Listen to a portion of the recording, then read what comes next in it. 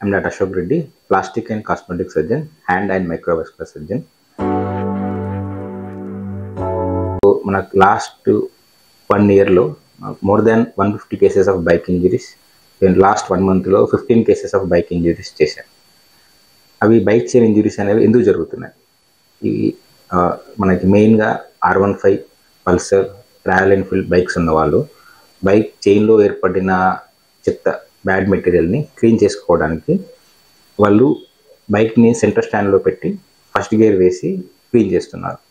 ఎందుకు క్లీన్ చేస్తున్నారు అని అడిగితే ఇన్స్టాగ్రామ్, యూట్యూబ్లో ఇలానే చూపిస్తున్నారు అని చెప్పి ఒక బ్రష్ అండ్ ఒక క్లాత్ కొనుక్కొని రన్నింగ్లో ఉన్న బైక్ని సెంటర్ స్టాండ్లో పెట్టి క్లీన్ చేయడం వల్ల ఏమాత్రం ఏమరపాటుగా ఉన్నా ఆ ఫింగర్స్ అనేవి చైన్లోకి వెళ్ళిపోయి ఫింగర్స్ అనేవి డ్యామేజ్ అవ్వడం జరుగుతుంది.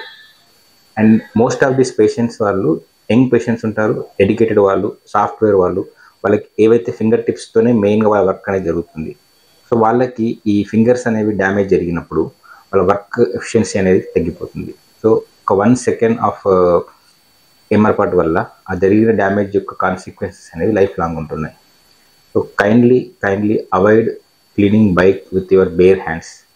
ఐదర్ ఆ క్లీనింగ్ చేయడంలో వేరే పద్ధతి అయినా తెలుసుకోండి, లేదంటే బైక్ మెకానిక్ దగ్గరికి వెళ్ళి క్లీన్ చేయడం అలవాటు చేసుకోండి.